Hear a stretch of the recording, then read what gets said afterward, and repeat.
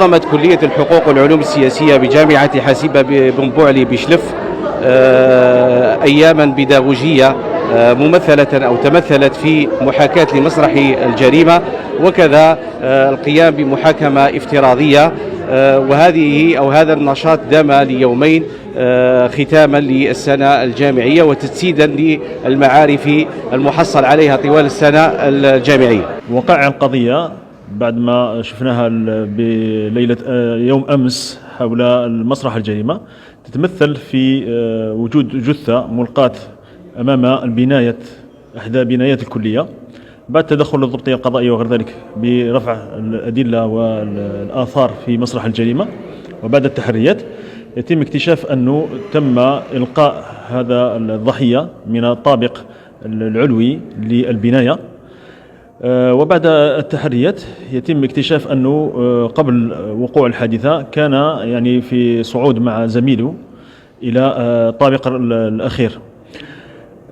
بعد التحريات وبعد استجواب المتهم والشهود تبين أن هناك خصام بينه وبين زميله، مما أدى إلى نشوب شجار بينهما قبل الحادث، مما أدى بالمتهم إلى إلقاء الضحية من الطابق.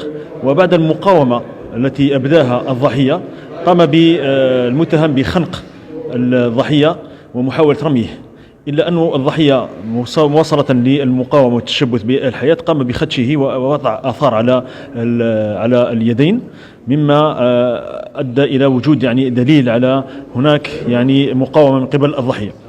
بعد التحرية وغير ذلك وبعد استجواب المتهم أنكر المتهم كل التهم المنسوبة إليه وتشبث ببراءته، لكن مع تقرير الخبير الطبي للطبيب الشرعي وغير ذلك أثبت أن الضحية قد تعرض إلى أعمال عنف وإلى الدفع وإرغام على الإسقاط من الطابق الرابع. وأيضا بعد البحث في هاتف النقال والحساب الفيسبوك للضحية تبين أنه كان هناك خصام بينهما بسبب نشر الضحية لصور مخلة بالحياء لزميله على مواقع التواصل الاجتماعي. هذا ما أدى إلى إصرار المتهم على قتل الضحية. المحاكمة تجري بعد في هذه الأثناء. ها نحن في محراب العدالة التي يصبح القوي فيها ضعيفا حتى يؤخذ الحق منه، ويصبح الضعيف فيها قويا حتى يصل الحق إليه.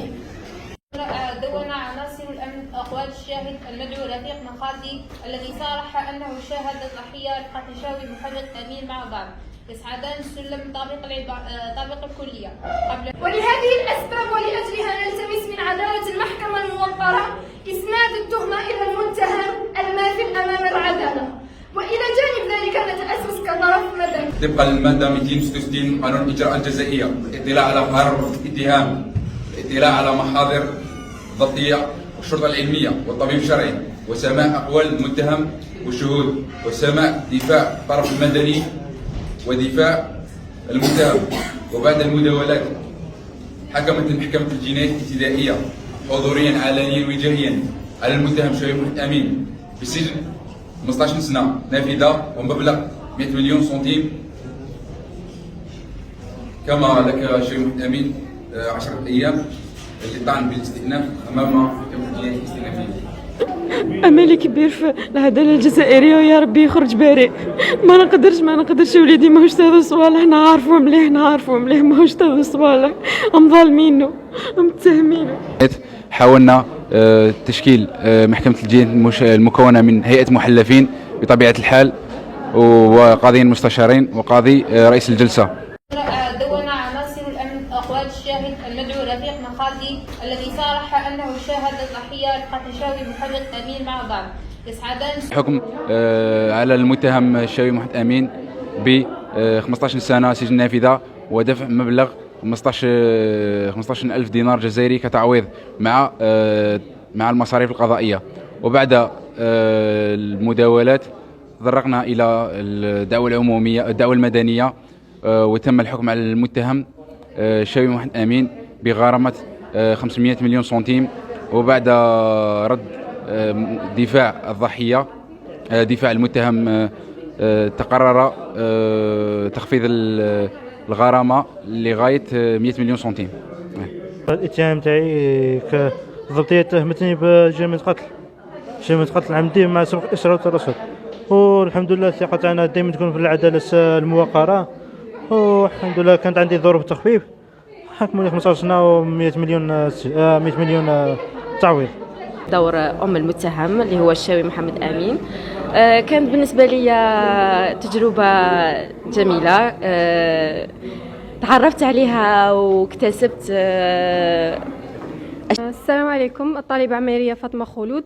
مثلت في هذا المحاكاة أو المحكمة الافتراضية التي نظمتها كلية الحقوق والعلوم السياسية بشلف كدور قاضي مستشار. نشكر إدارة الكلية على هذه المجهودات وعلى ما وفرته من وسائل لإقامة هذه المحكمة الافتراضية، وكذلك كل من ساهم من أساتذة وطلبة على إتمام هذه. الطالبة عمارة مريم، ثانية ليسانس بكلية الحقوق والعلوم السياسية بشلف، جامعة شلف. أولا نشكر إدارة الكلية اللي سمحت لنا باش نمثلوا هذه التجربة، وكان لي الشرف أني نمثل نقوم بتجربة ودور المحامي